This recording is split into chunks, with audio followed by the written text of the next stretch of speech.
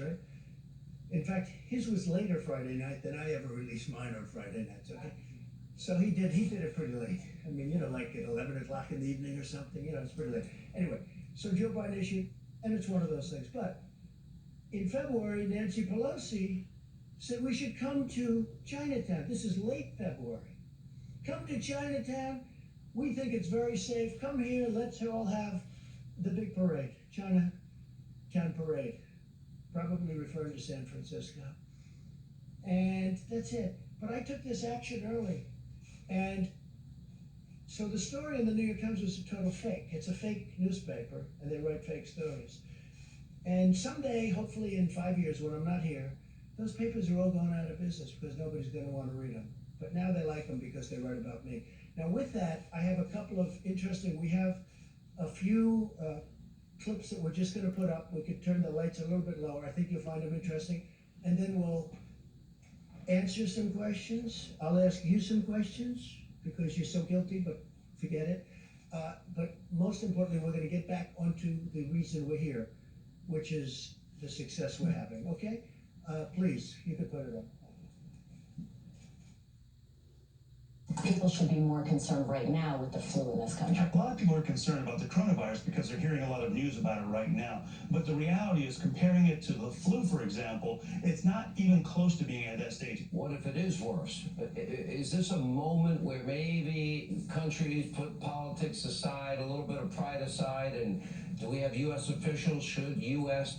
professionals such as yourself get involved? How worried should Americans be about coronavirus? Coronavirus is not going to cause a major risk in the United States.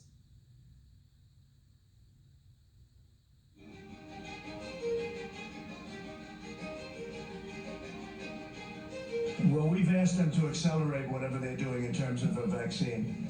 We will be suspending all travel from Europe to the United States for the next 30 days. To unleash the full power of the federal government in this effort today, I am officially declaring a national emergency. Medicare patients can now visit any doctor by phone or video conference at no additional cost.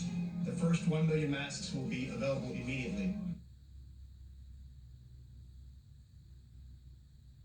As there were more cases, and it was clear that it was spreading out of China, where it originated, the president took this move that he was widely criticized for by Democrats and even some Republicans at the time, which was he halted a number of flights from China into the U.S. The idea was to halt the spread of the disease, keep transmissions to a minimum. He was accused of xenophobia. He was accused of making a racist move. At the end of the day, it was probably effective because it did actually take a pretty aggressive measure against the spread of the virus.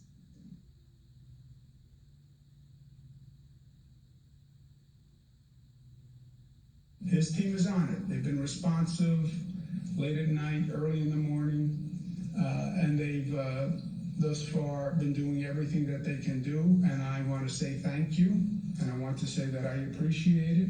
He returns calls, he reaches out, he's been proactive. We got that Mercy ship down here in Los Angeles. That was directly because he sent it down here. 2,000 medical units came to the state of California, these FMS, these field medical stations, and that's been very, very helpful. The president has been outstanding through all this. The vice president's been outstanding. Members of the coronavirus task force, very responsive. We had asked if we could have, New Jersey could have access to a piece of the beds that are on the USNS Comfort, and the president came back, called me a few minutes before I walked in here to say indeed they would grant that to New Jersey. So that's a big step for us in addition to all the other capacity. That news is literally hot off the press. And I thank the president and vice president who are on the call together. President Trump approved Arizona's request for a presidential major disaster declaration. I want to thank the president for a quick turnaround. We requested this on a Wednesday, and we had approval by Saturday morning. And we are grateful to the administration for their continued support and responsiveness. Well, first of all, I want to thank the president and the vice president for doing a really good job of communicating with all the governors.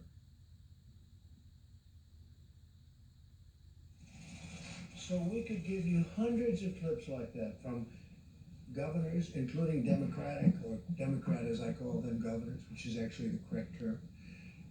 We could give you hundreds of clips just like that. We have them.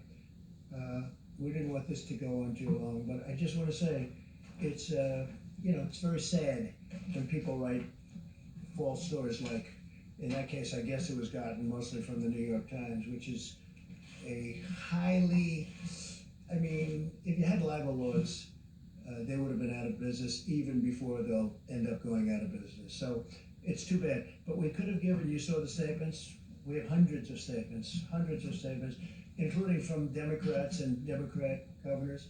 And if you look, they were all saying, we need ventilators, you don't hear ventilators anymore. They have all the ventilators they need, which we were right about. We said, you're asking for too many, you don't need that. And in all fairness, these two people right here, Dr. Birx, Dr. Fauci, they said, I don't think they need that many ventilators. I said, I agree. At one point, and I'm not knocking New York for this, but they were asking, you remember, 40,000 ventilators. And that's more than they have all over the country. And we got them a lot of ventilators, and nobody's complained. We got them, as you know, beautiful. We built hospital rooms all over the country. The governor of Louisiana, John Bel Edwards, was very nice. He said, you know what, you don't have to build a second hospital. Because good news is happening.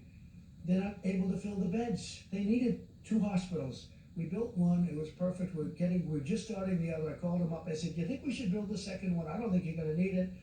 He said, let me get back. He got back, we didn't need it. With Governor Cuomo, in all good spirit and faith, he wanted to have the Jacob Javits Center done. And we built 2,900 incredible beds, incredible. Then we made it COVID, or to be exactly accurate, COVID-19, and which was a lot of work. We had to change the ductwork, we had to seal up certain areas, we had to put areas of rooftop things over the beds. We did a lot of work, and we had it, but they never really had too much use for it. And they called also, Mayor de Blasio, rightfully, he called, he said, would it be possible to get more medical help? So now not only are we building facilities, they're asking us to help because they're unable to man it. And we got him the help. We got Mayor de Blasio a lot of help. Then when the Javits Center wasn't used much, and then as you know, we took the Mercy and we took the Comfort, and we made them both Los Angeles and New York. We made them COVID adaptable, which was not easy to do. And we didn't get almost any people sent there. They didn't need them at the beginning because they didn't need it for anything but this, because there were fewer accidents, fewer motorcycles, fewer everything. And what we did was like an incredible job, but they didn't need them. It turned out they were there and we were ready. You know the expression, they have an expression, ready, willing, and able. We were ready, willing, and able. What the Army Corps of Engineers did was a miracle. What